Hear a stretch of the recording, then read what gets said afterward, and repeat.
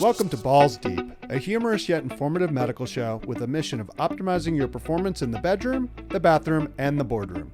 I'm your host, Dr. Joe Pazona, a board-certified urologist and CEO of Pazona MD. We hope you enjoy. Now, let's jump right in.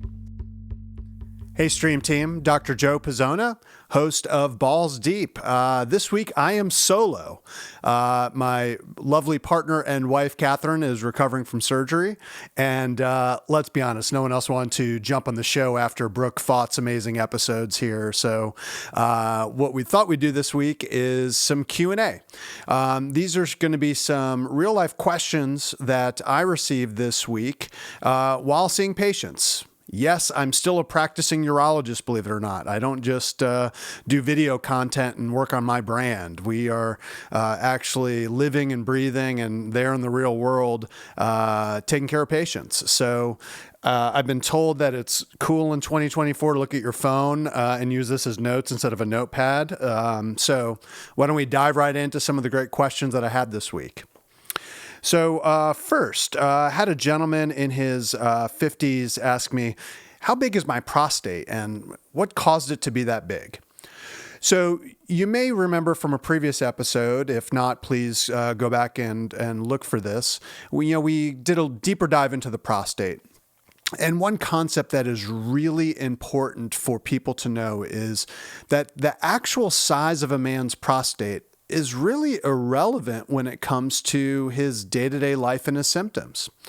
In other words, size does not correlate with urinary difficulties. Size does not predict cancer. So, the average prostate's probably the size of we'll call it a golf ball. We measure them in grams or milliliters. So 20 to 30 grams would be an average size prostate in an adult male. And as a man gets older, the prostate physically enlarges. And sometimes it's, the size of a grapefruit. And we're really not sure what factors lead to one man having the grapefruit versus the golf ball. It may be genetic. It could be related to our diet. It could be related to ethnicity. We're really just not sure why one man develops a really big prostate and the other one doesn't. But what's more important than how big your prostate feels when the doc does the finger in the bottom or how big it measures on an ultrasound or an MRI is, do you have symptoms, urinary symptoms specifically, that are bothersome that you feel you need help with? And whether your prostate's the golf ball or the grapefruit, a urologist can help you. So a lot of times guys will, after an exam, go, "Doc, how did my prostate feel? Was it big?" And I go, I didn't feel any lumps for cancer. It really doesn't matter. And in fact, we've done some studies. Even experienced urologists, we are terrible at guessing the size of a prostate on a finger exam. So next time you go to your doctor's visit, you could, flex a little of your newfound knowledge, and you don't need to ask him about the size of the prostate, or you may ask him and go, he doesn't know what he's talking about. So great question that we had this week. All right, second. Okay, so this is a bit of a funny scenario here.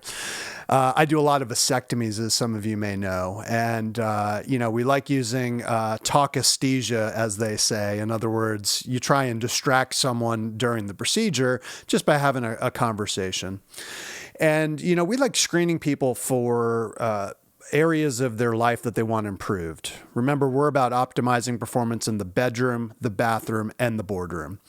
And so we screen everyone for their particular interest in weight loss. And so, like a lot of medical clinics, we offer the GLP-1 agonists like semaglutide, or some people know of as the generic form of Ozempic. And I commented to this gentleman in his 50s who was single. "Hey, I noticed you're interested in the weight loss medicine." He's like, "Yeah, I did it before. It kind of worked all right, but I got a little nauseated when they went up in the dose." And he's like, "Listen, man, I just want to eat what I want, drink when I want, and not be a fat ass." And these are his words, not mine. And I said, "Yeah, those things kind of don't go together, right? Medication doesn't give you permission to do whatever you want with your lifestyle. The fact of the matter is, probably 80% of our diet or 80% of our weight, if not more, is related to diet. What you put in your mouth on a daily basis. And if you eat what you want and drink booze as much as you want, you are going to put on weight, or you're going to have some wicked side effects from a medication. These new weight loss medications, and we'll do a future episode doing a deep dive. The way they work is they slow down the emptying of food and beverages from your stomach.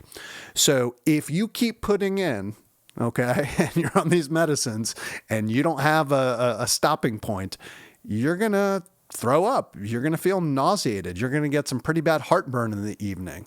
We know this from people who've had gastric bypass surgeries, right? And they still end up putting on weight. It's a tool, but it is not the solution. Okay. So we got to be mindful that as physicians, our job is to partner with people, and we can provide the tools, but we've got to work together. And so you can't eat what you want, drink what you want, and expect health. So I thought that was a funny anecdote that I would share, but also I think just a good teaching point that, healthcare is a partnership. It is a patient-physician relationship, and we're not miracle workers. You can't just come to us and say, I got all these problems, but I don't want to do anything. You just fix it. There's a pill for every ill, but it doesn't cure everything. All right. Related question on the vasectomy realm. So, how much is this vasectomy going to hurt, and do I need further anesthesia because you're going to numb me up? I do about 800 to 900 no needle, no scalpel vasectomies a year in Nashville. We're fortunate that we've built an awareness, and people travel from all over to come see us. And we've got some great videos on our website that help explain the procedure and what to expect afterwards. But hands down, what's the biggest issue? We're guys. We're let's be honest, we're wusses. It's a sensitive area. This can hurt. And so the secret of going through a vasectomy with as little pain as possible first starts with your mindset, believe it or not. Hands down, the guys who do best come in with a positive attitude. If you're coming in with this mindset, it's going to hurt, I'm worried about it. I mean, I could just see these guys sweating before we get going. More often than not, he's going to have the worst experience than the guy who's just kind of cool as a cucumber. Now, inside, he may be dealing with some anxiety, and that's totally normal. I get it. I'm working on a very sensitive area here. But going in with a positive mindset really makes a difference. So here's the deal. I cannot predict, despite doing thousands of these over almost 2 decades, I cannot predict which guy is going to have little to no pain and afterwards go, that was no big deal. Why do guys even need laughing gas? I mean, I barely felt anything. This was quick and easy. Versus the other guy who does the laughing gas and I numb him up and he is just clenching his fists and moving around and really uncomfortable during the procedure. Luckily with the laughing gas, we get them through it and they tend to go, it wasn't as bad as I thought. But I have no way of knowing which camp a guy's going to be in. And the reason is, we got to remember the testicle is an internal organ with internal innervation. So numbing medicine like lidocaine is really good for numbing your skin, but it works to varying degrees for the internal body parts. So why one guy can get his vas deferens numbed and doesn't feel a thing during a procedure, and the other guy feels all that tugging and pulling and sick to his stomach feeling, I really can't predict. So what can you do? Well, first and foremost, go to someone who does a lot of these. Guys who do a lot of vasectomies are efficient, they tend to be quick, and they tend to be less traumatic than someone who just does a couple a week or a handful a year. You want to go to a really high volume vasectomist because they know what they're doing. Second, you ideally want to go to someone who does the no needle, no scalpel approach. In surgery, we're taught to, try not to disturb all the normal anatomy and parts. There is something to be said for smaller incisions, quicker procedures, And the bigger the incision you make, the longer you're in there dissecting and grabbing and pulling, you're disturbing the normal anatomy. And that leads to more trauma, more pain during and after a procedure. And then lastly, you want someone who offers the convenience of doing this in the office same day under some nitrous oxide or laughing gas. I mean, you should not have to undergo general anesthesia for a vasectomy unless you have really difficult anatomy. That means your balls are up in your chest. The tubes are really hard to find.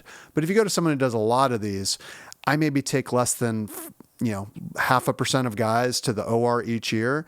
So if you've got a doc who takes everyone to the OR, that should be a red flag. But if you do it under nitrous oxide in the office, like 90% of our guys do, it should be pretty smooth sailing.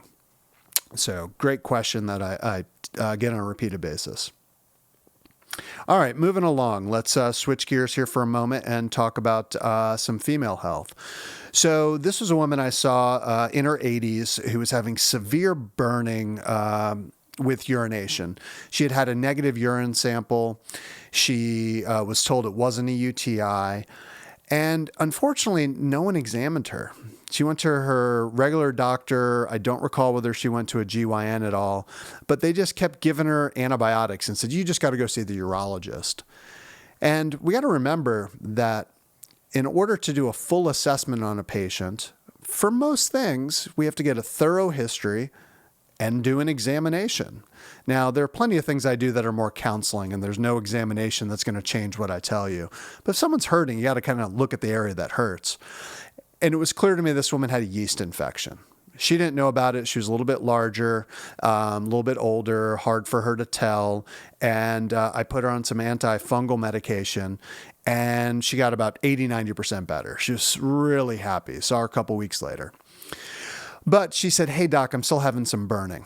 And I previously had evaluated whether or not she had done any hormone replacement therapy. And if we remember from an earlier episode with Ms. Brooke Fott, when the vagina, the urethra, and the bladder don't get estrogen for many years and decades, that area gets inflamed, it scars, and it can start hurting. So hands down, the biggest cause of burning with urination that I see in older women who clearly don't have a urinary tract infection or a yeast infection is low estrogen. And so we've put her on some vaginal estrogen cream. She's starting to use that. Again, people remember estrogen cream is safe. Throw out that scary side effect pamphlet that's about this thick in the box that you get for this estrogen, and she's doing really well. So we got to be mindful as physicians and providers to examine our patients. And as a patient, you should be asking for this. If you're hurting somewhere, have someone look at it. And then secondly, we've got to, remember common things being common. The most likely cause of burning are UTIs, yeast infections, and then low estrogen levels in older folks. All right. So last question here. Saw a gentleman in his late 30s, early 40s, and his chief complaint on his intake form was pain with intercourse. Now, as a urologist, this is something I commonly see, but could mean anything. But it was pretty clear early on that what was causing the pain was his foreskin. And so what can happen in guys who are uncircumcised, sometimes for no good reason, but certainly we see it with increasing frequency with age, with men who are putting on weight, men who develop diabetes, is that the foreskin can get tighter. And so as the penis fills with blood during sexual activity, it really stretches that extra skin. And it can get really uncomfortable. I mean, these guys can get to a point where you get bleeding and cracking. This gentleman even had a little skin attachment on the bottom side from the foreskin called the frenulum that would tear occasionally. And trust me, sex does not feel good if those things are going on. And so I had to counsel him through his options here. And so in some cases, we can make some progress with things like a topical steroid cream. You think hydrocortisone, clobetasol, more prescription strength, that by putting it on that area, you can kind of soften that foreskin. get it stretched out and help. This guy was really good with hygiene. He was not obese. He was not diabetic. So he really didn't have any predisposing causes for this to happen. And, this is one of the scenarios where we do have to talk to a man about circumcision. And, funny sidebar, if you're a urologist or anyone who talks about circumcision and puts out a video on it, you are at risk for being trolled like I have never seen. My wife and I did an episode some years ago on a different podcast channel.